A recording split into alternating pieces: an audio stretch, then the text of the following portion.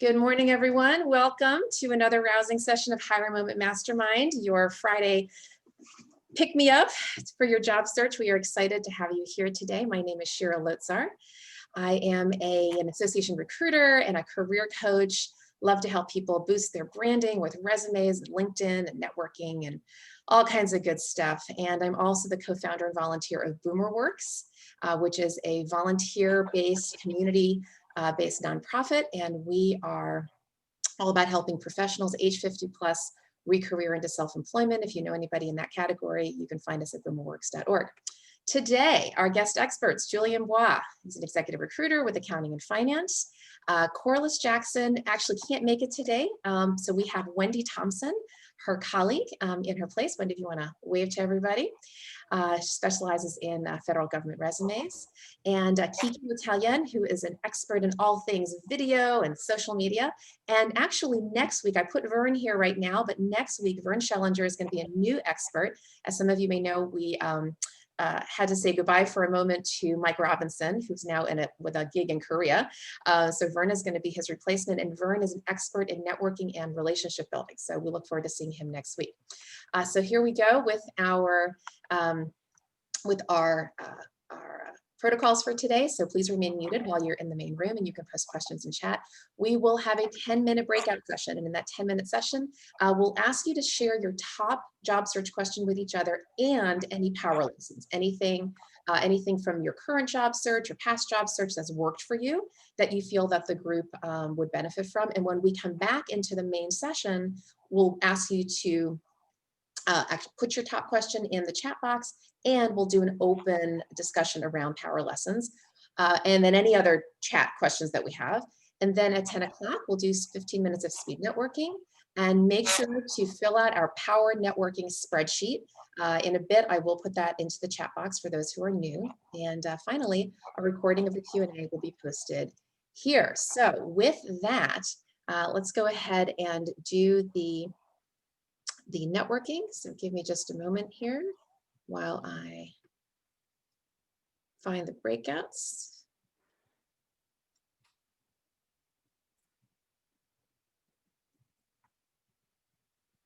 Okie dokie. So go ahead and one sec.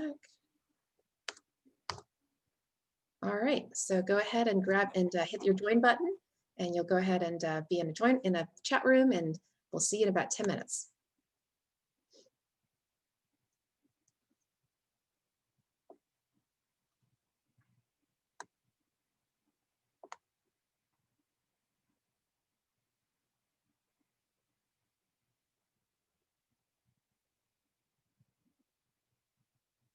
Hey, Jamie, we're in breakout rooms. I just put you in one.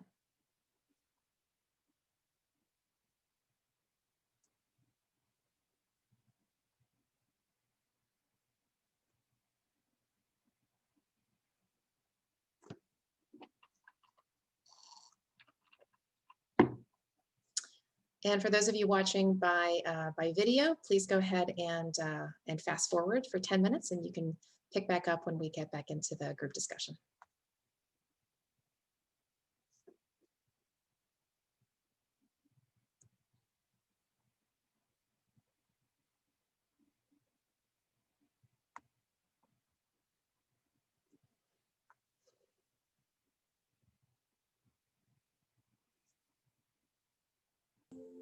Hey, Greg, I just assigned you to a breakout room.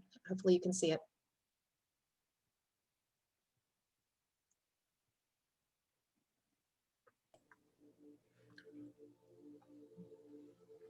Not yet. Should be somewhere. If you don't see the blue join button, click around. Maybe there's an options button. You should see it somewhere. Okay. Breakout rooms.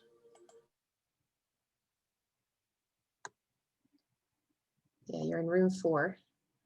There you go.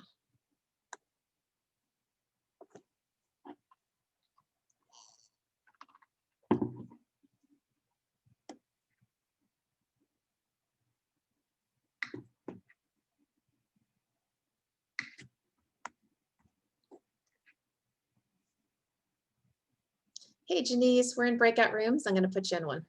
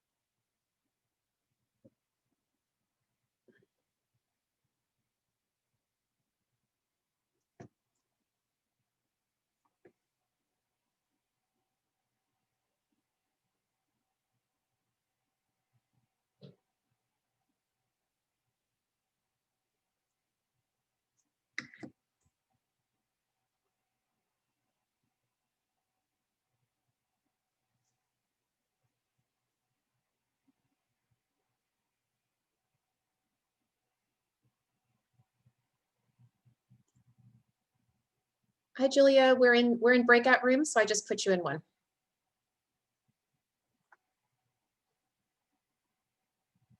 Hopefully you'll see it.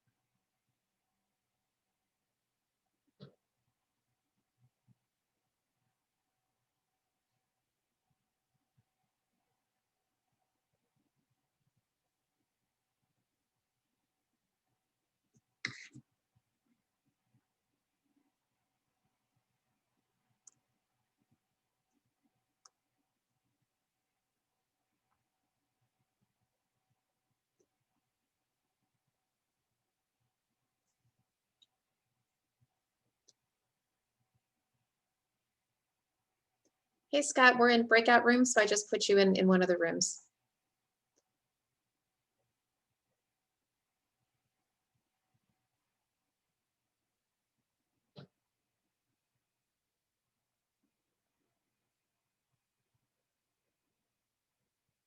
Hey there. Hi, Heather. I just put you, we're in breakout rooms, so I just put you in one. You should be able to see the join room somewhere. Perfect, thank you. Uh-huh.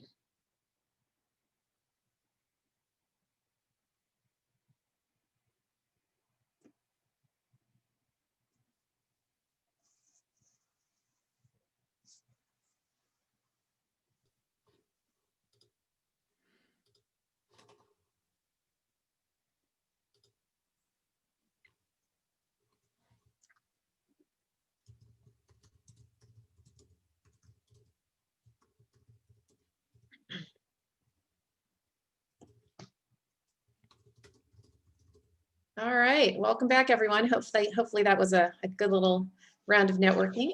All right, so let's go ahead and open up the chat room, and also if people want to unmute, let's go ahead and start with power lessons. So who has a power lesson, a tip that you shared with your group that might be beneficial for other people to hear? Something about your job search, anything that's worked for you currently or in the past. I'll share one, Shira, that I shared with our group. Great. This week, in fact, I have a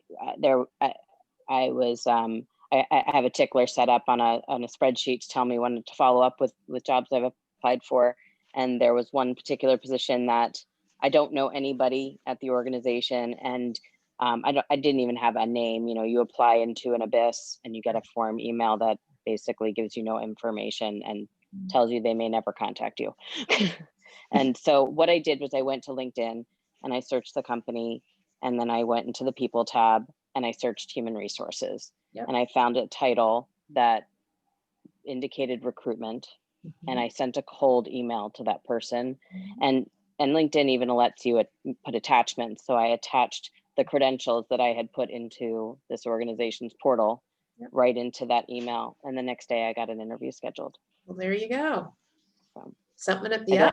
don't think it was a coincidence. I don't think so either.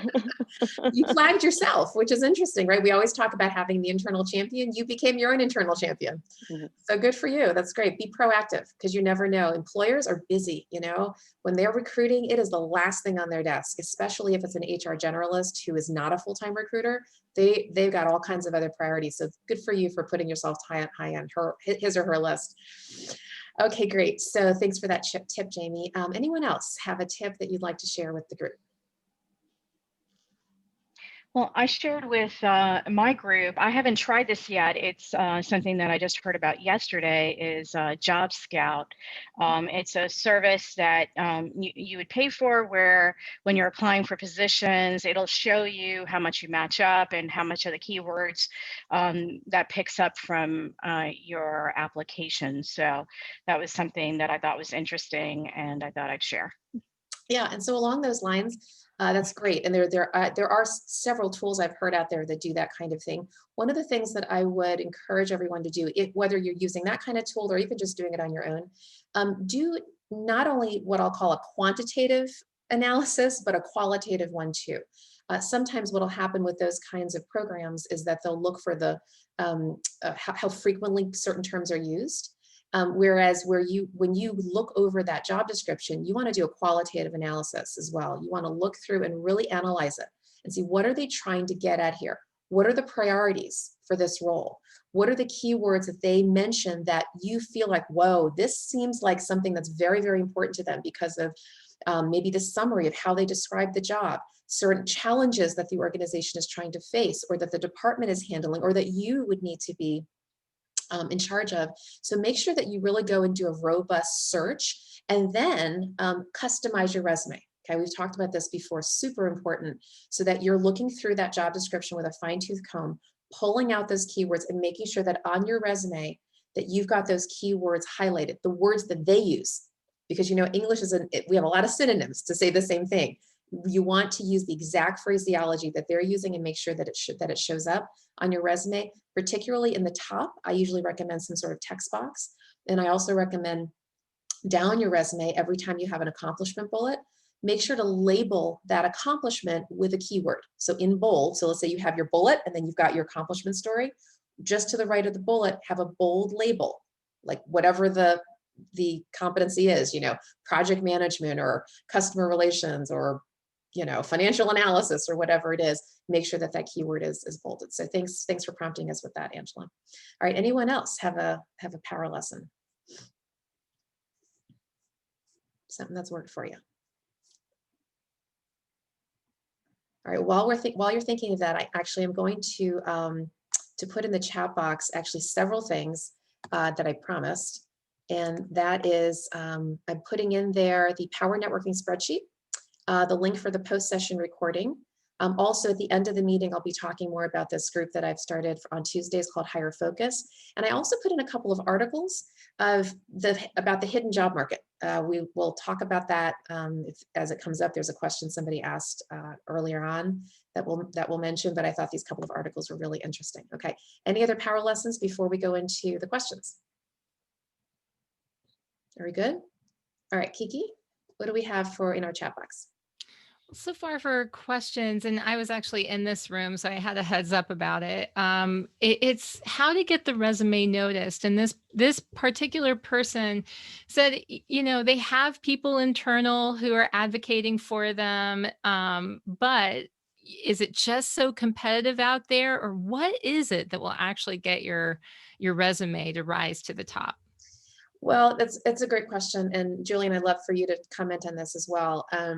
Look, there's no perfect way to do it. Of course, there's no panacea in any of this, and obviously the internal champion goes but so far. At the end of the day, you need to match what they're looking for, and I think that it really goes back to what I was mentioning a minute ago is scrubbing that job description, and it's not only making sure that the keywords match. Absolutely, that's important, but are you really qualified for this role? And there's this phenomenon, I call it, and I've mentioned this before, I call it bullet number 5 syndrome.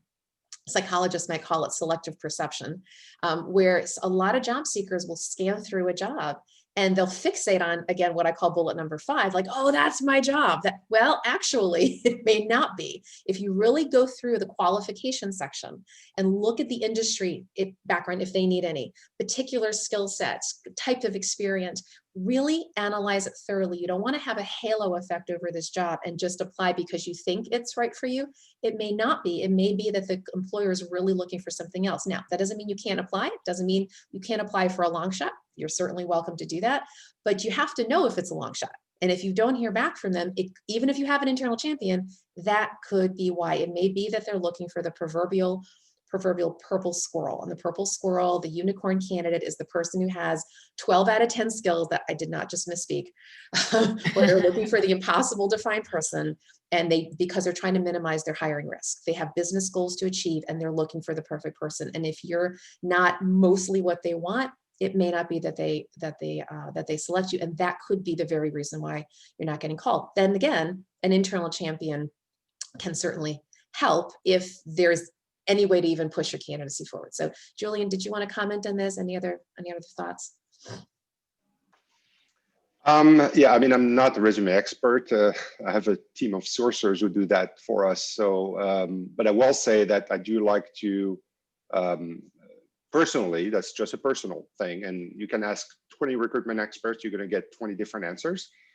But I do think that I personally like when I managed to get a story out of a resume, meaning it's well formatted, well written. I get the accomplishment, I get the good sense of what that person has done and accomplished with each job, and it flows. So it's hard for me to get any more specific than that, but that's my, I guess, opinion. All good stuff. Yep. Making sure it flows, making sure the keywords are there, and making sure you actually match what they're looking for.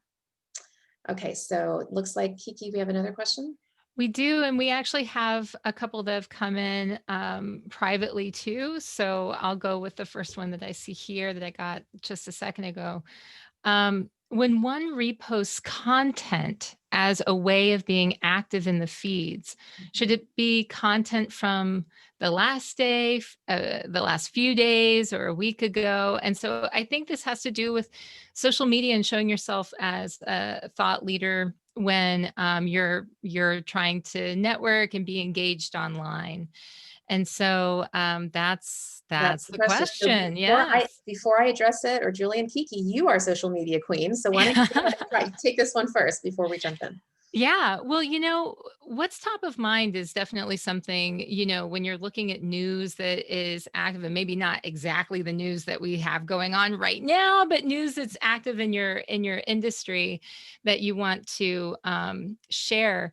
I think it's good to share things that are fairly recent. That said, if there's something that you feel strongly about, that you are passionate about, sometimes it's really a good idea to bring something that's not being shared by everyone, something that's unique that you're able to add a lot of value to, so that it highlights, your thought leadership, that it shows your expertise, and that you're able to add meaningfully to it.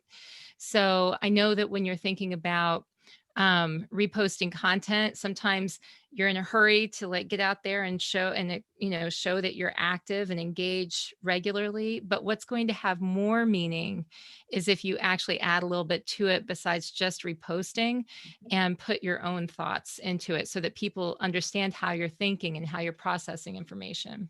Wholeheartedly agree. And I think maybe to put a bow on what KiKi just said, good content is good content, no matter when it comes out.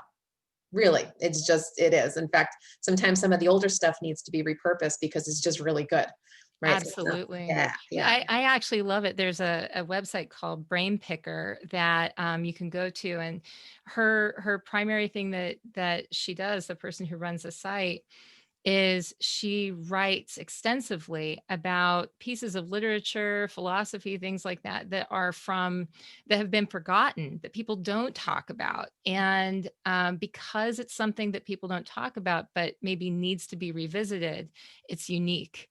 And so that's how she's made a name for herself. So, sometimes it's good to revisit some of those classics, you know, and to go back. Yeah, for sure. Mhm. And you know, you can find content just about everywhere. I mean, really, I mean, we talk about LinkedIn a lot, and LinkedIn is certainly one of the places. And you can, in the search bar, you can put in a key topic, key term, industry, mission, whatever, and hit the content button, and up will come a lot of feeds that you can look through. But you know, to Kiki's point, you know, go out there and just start searching, right? Google the terms and get into feeds and whatever, and just be a purveyor, a digester of the thought leadership that's out there, and then flag things. And again, hit the share button, put a little comment on it, opine, right? A little bit Yes. really helps, because by association, you're hitching your thought leadership to their wagon. And so Mm. you actually can build your own credibility. And it's a great way to do it. Not to mention, if you want to take the time to actually blog about something, and for those, you know, who don't know, you know, LinkedIn is a great place to do that. You go to your main page, and at the top of the middle column, there's a little button that says write article. That's what they mean by a blog post. You open it up, put your headline, your picture, write your blog, hit publish, and it'll show up in your featured section as well as in your thread. And again, a great way for you to get the word out there about what you think about stuff. Okay, so and other questions, Kiki? All right. So Jean or Jean, he says, how much of the required skills should the prospective candidate be a match for? For instance, is anything below 70% okay? You know, what should you be aiming for as far as matching the required skills? Great question. I'll take a shot, and then Julian, if you want to go ahead and, you know, do it as well. So one could look at it from a percentage perspective. I'm not sure if that's exactly the way that I would approach it. I mean, you know, I go with higher numbers, frankly. I go with kind of like the 85%, but it's not exactly that. Again, it's about the quality. So for example, when you're looking at the qualification section, usually there's, I don't know, half a dozen or more bullets. Well, the lower down you get on that list, the more it gets into soft skills, behavioral skills. Oh, we want a team player. And that's not how you want to be judging whether you're qualified or not, because all those things show up in an interview, yes, and show culture fit, but that's not how an employer's screening you. They're screening you on two things: tribe and lane. We've talked about this before. Your tribe is the industry, mission, or sector, and your lane is your occupation or your profession. So a lot of times they are looking for tribal experience, industry experience, and they're of course looking for some level of your lane, you know, the skills that you have, you're fit with doing the job. And those typically show up in the first 3 to 4 bullets. Beyond the first 3 to 4 bullets, often they're now getting into the soft skills, which again, that's not what you want to look at. You want to really look at bullets number 1, 2, and 3 in particular, and see what are they looking for. And a lot of times they'll say, oh, such and such an industry or such and such a skill set is preferred. These days it usually means required. Now, again, it doesn't mean you can't apply. You can apply. Just manage your expectations when you apply for things that are not the 85-90% match with the bullets 1, 2, and 3, and 4, because that's often where they're doing their heaviest screening. So Julian, any thoughts on this? I agree with everything that you say, especially, you know, the bullet 5 syndrome. I really like that. I think that means a lot. Just to be devil's advocate here, and it came up in my group. So I do think, though, that if you're hesitating and you overanalyze it, you're better off than submitting rather than not submitting. I think what I'm hearing from folks is that sometimes they try to match everything. So there is the other side of the coin. You try to match everything and like, oh no, you know, this is not me, so I cannot apply. I would urge people to apply so I'm just being on the other side of the point. But I'm curious also to hear the opinion from our federal expert. Yeah, Wendy, do you want to pop in here about when people are applying to the federal government in terms of all the keywords? I know that's a whole other art and science, right, of applying. Any thoughts you want to have here about federal government? It is, but yeah, in the federal sector, there are some sort of hard and fast places that you have to match up completely with in the vacancy announcement. So where they define the specialized experience necessary for the position, you pretty much have to be able to demonstrate that you have that 100%. And that needs to be reflected in your resume to get through those screening hoops that they're going to put you through. So that specialized experience has to be matched. There's another section of the federal vacancy announcement under the responsibilities where you can kind of read through those and ask yourself if you've performed about 80% of those functions under the responsibilities. And that's kind of another check of how you evaluate if it's a good one for you to apply for. And then there's another section, the assessment questionnaire, where you need to really be able to answer those questions at the highest level or the expert level pretty much to get through their screening.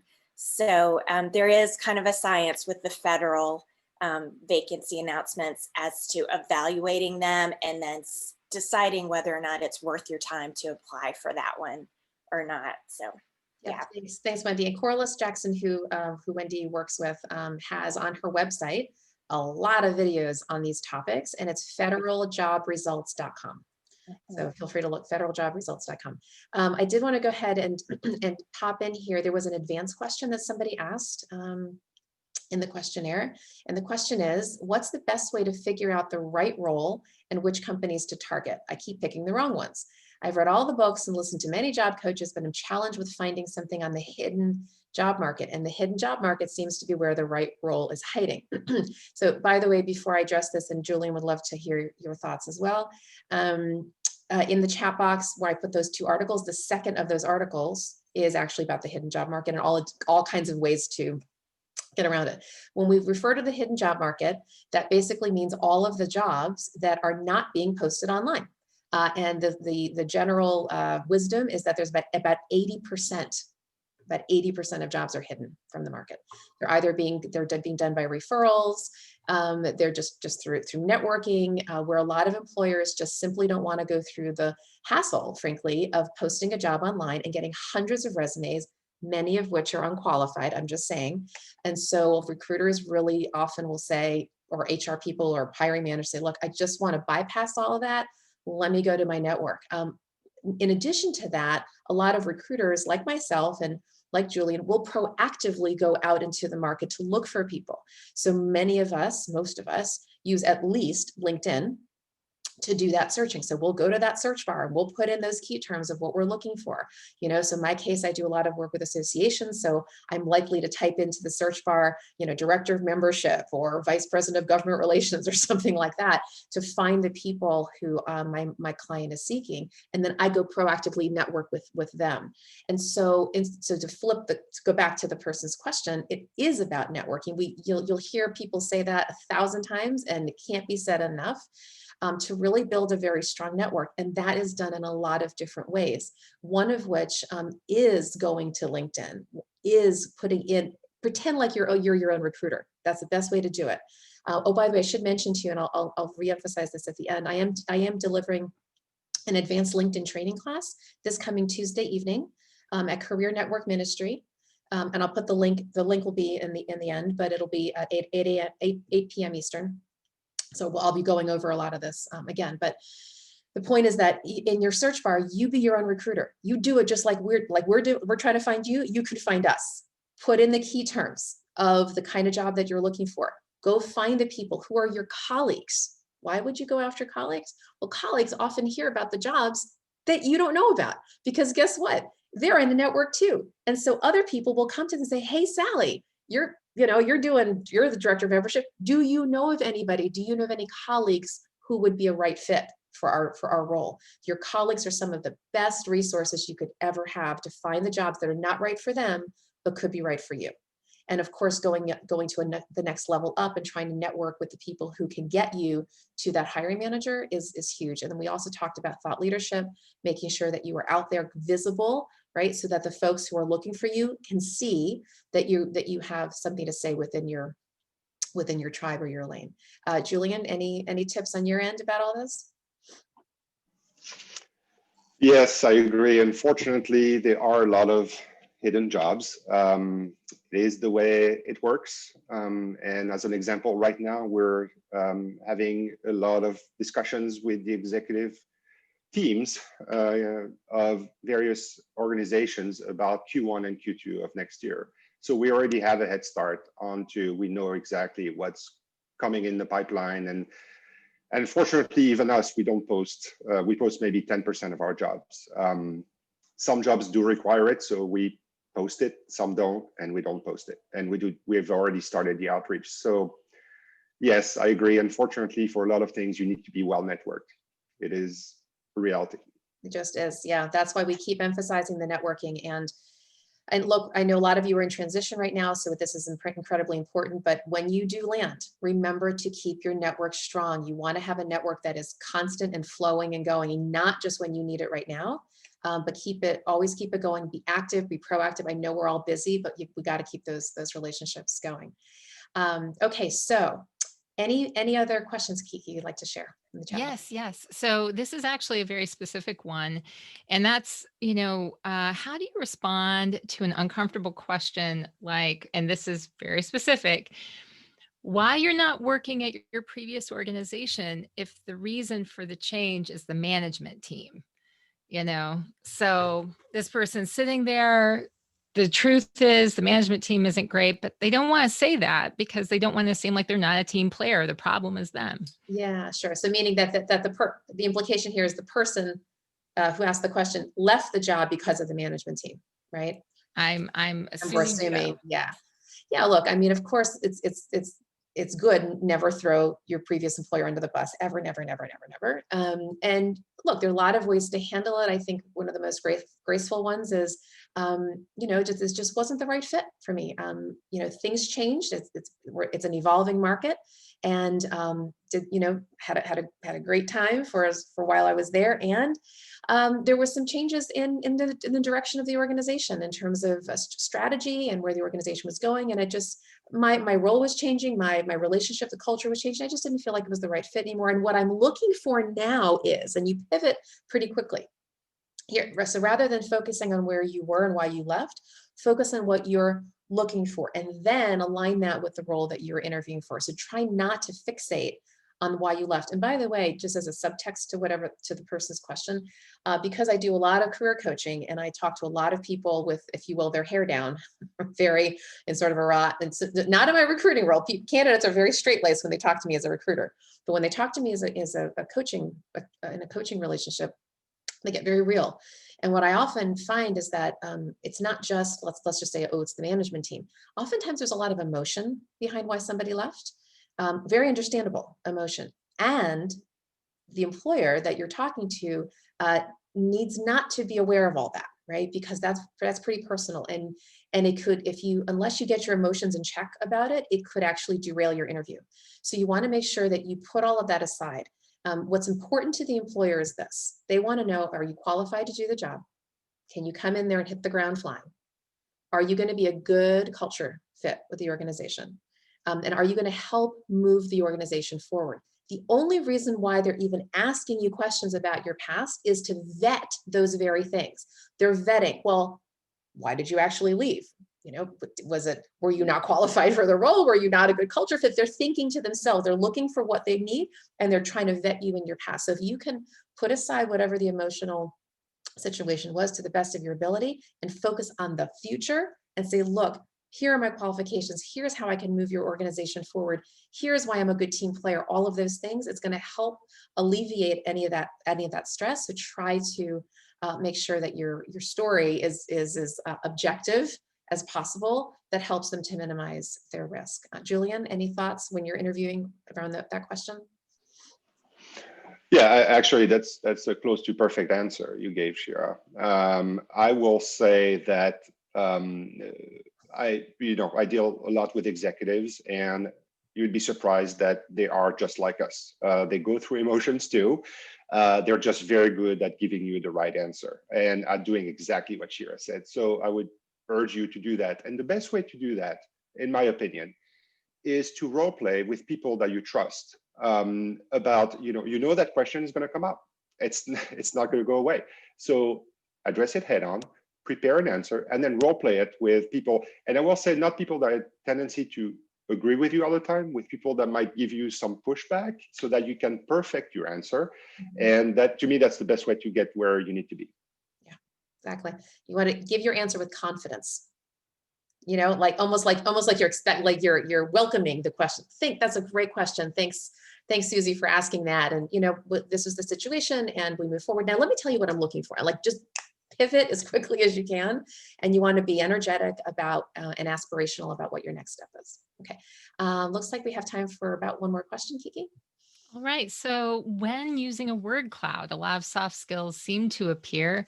Should these be discounted when tailoring the resume? Yes, I'm going to pretty much give an equivocal yes to that, which you wouldn't think that I would that quickly, but yeah.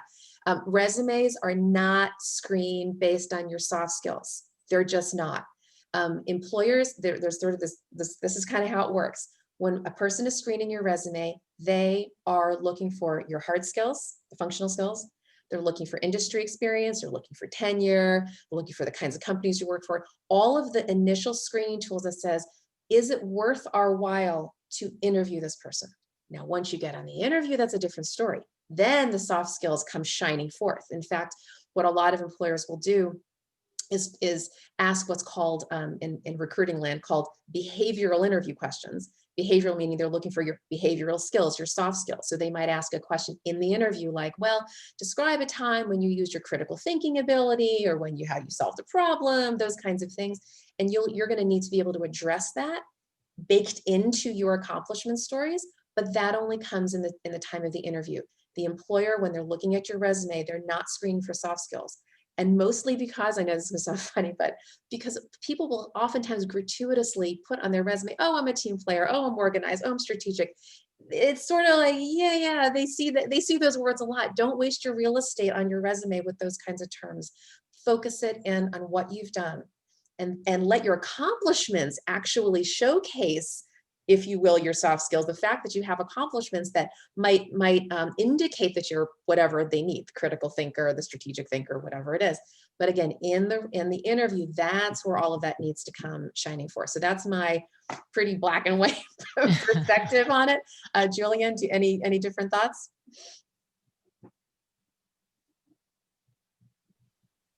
No, I agree. I mean, I'm not a resume expert again, and I never poo-poo a resume because they may not, because I realize that some people are actually brilliant. I've been around the block a couple of times. I know very brilliant people sometimes are poor resume writers, or they get poor help.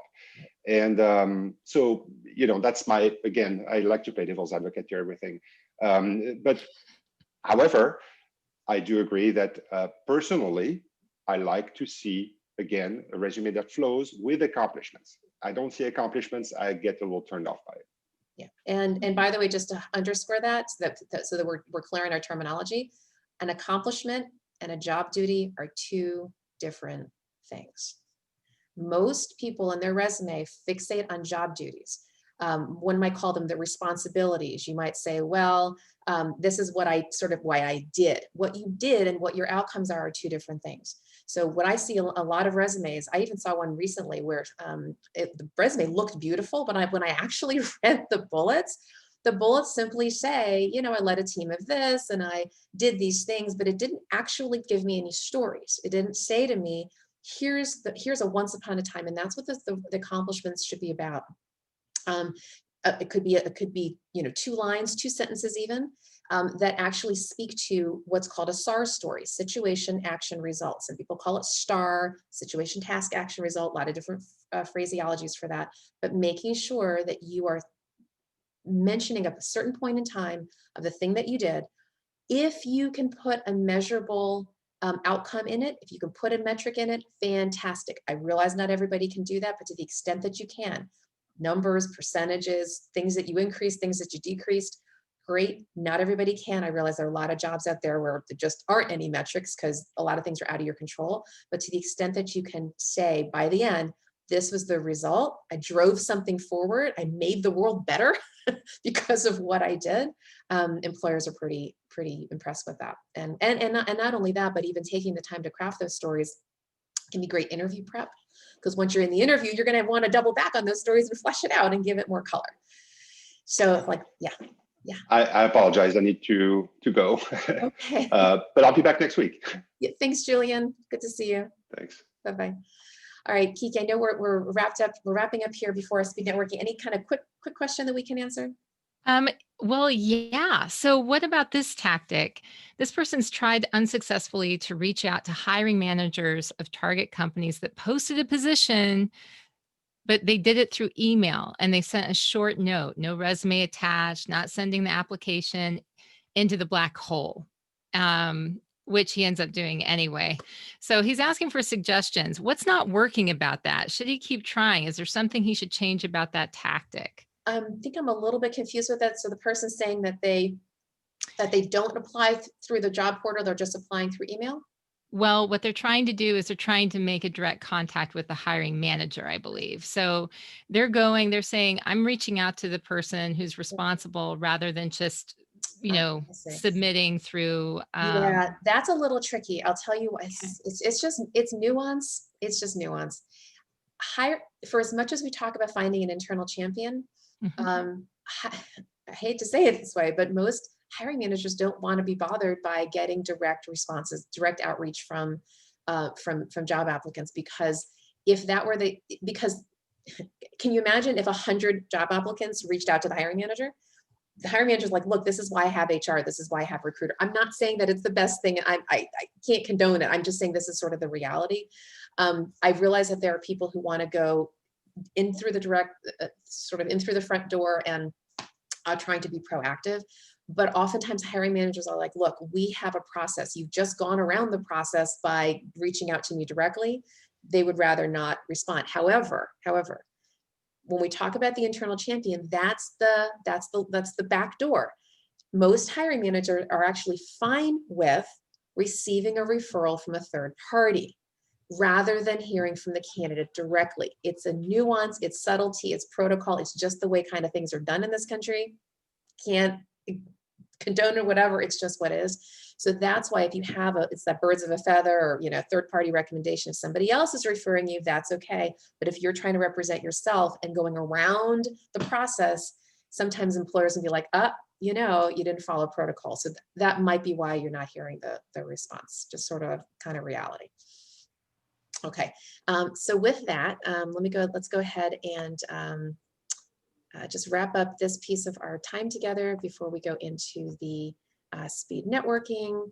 So just want to remind you guys of who we are, and if you need to get in touch with us, here is our contact information. Feel free to copy this screen.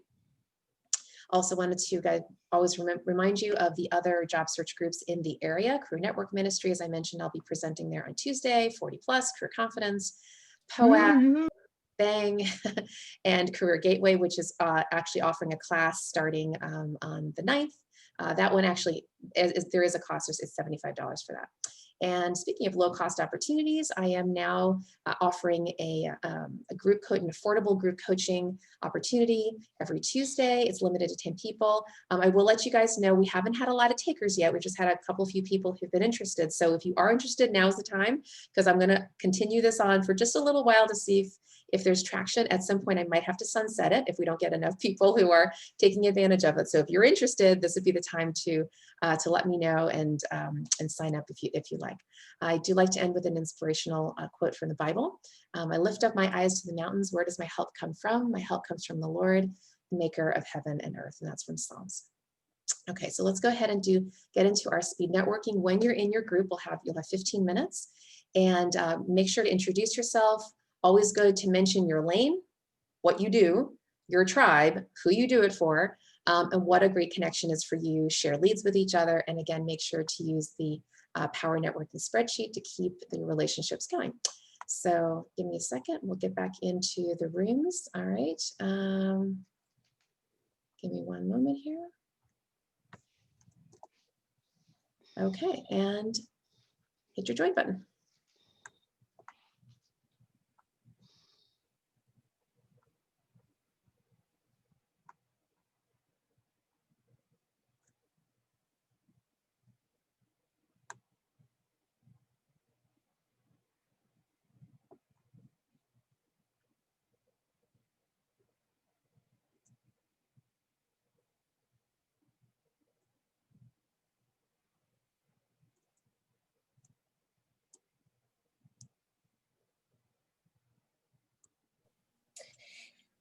Sherry, I have to leave. I was in a group, but I got somebody on the phone. Ah, gotcha. Okay, Anna Mae, good to see you. We'll hope to see you next time. All right, thank you. Uh-huh.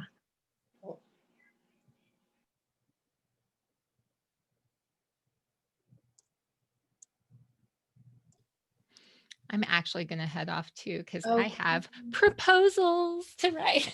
Very important stuff. Yes. Very important stuff. So, Great. Good so to- great job as always. Oh, You well, always thanks do for such your a great help. job. Really Oh, appreciate yeah. you. And yeah, so I guess you and I talking next week. Yeah. Yes. Very right. excited. Have a blessed day, Kiki. Take All care. right. You too. See you.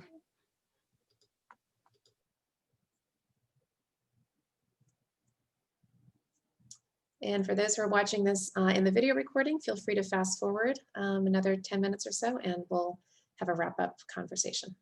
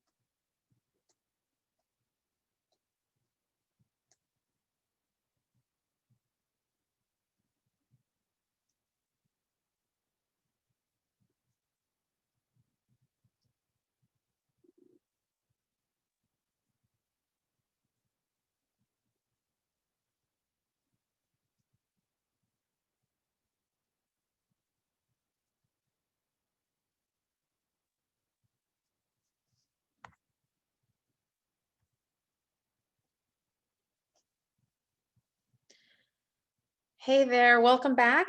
All right, so as we wrap up, I'd love to hear any shout outs, any aha moments, lessons learned, things you want to share with the rest of the group from your speed networking, or anything else about our structure at Higher Moment Mastermind that you would like to talk about. Seema, do you want to share? I mentioned that last week or the week before, but I have found this meeting with you, Shira, and through you meeting some other groups like the confidence.org or that Jewish community, all of them. It's been helpful because these are not easy times. At least it's not for me and for most of us. So having this networking definitely helps professionally and emotionally. Wonderful. And I want to thank you for setting this up and the person who actually introduced me to you. So that has been very good. And I've been telling others about this group and the other. Good, good. Please share the word. We're here to help. So thank you, Seema, for the kind words. And here's a big virtual hug. Thank you. All right. So any other Hopefully I've been thoughts? pretty quiet today. You've been quiet today, Kelly. Anything you want to Yeah. share? Nah, just going through some medical challenges, but just trying to stay positive, upbeat, and all that stuff. And Oh, God bless you. yeah, so but anyway, again, you do a good job, and you're right on, Pete, and you keep the flow, the meeting going. Good. Well, glad it's working for everybody. All right. Any other thoughts, ideas? And by the way, one of our facilitators, before we started the meeting, shared the idea that maybe we also bring on kind of like spot guest experts, people who are other recruiters, coaches, what have you, kind of like pop in for like a 5-minute spot tip. So we're going to be thinking about changing it up a little bit and adding a little more other various perspectives to the group. So. Hi, one quick question. Julien mentioned somebody that works with him called Jamie, but I couldn't find it on the list that you have. It's probably one of his colleagues. Oh, okay. Yeah, so if you reach out to Julien directly, Okay. he might be able to help you out. Okay, thanks. Hey, can you put up that slide about the contact information for the people? Absolutely, absolutely. Online? Do that right now.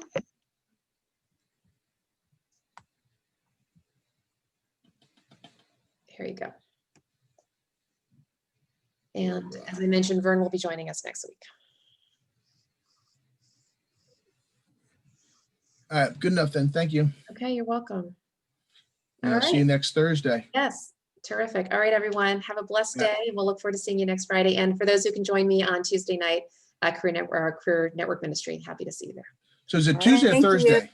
Tuesday. Okay, I thought you said Tuesday Thursday. Tuesday evening, 8 o'clock. Yeah, I'll be there. Advanced LinkedIn. All right, see you guys. Bye. Bye-bye. Bye.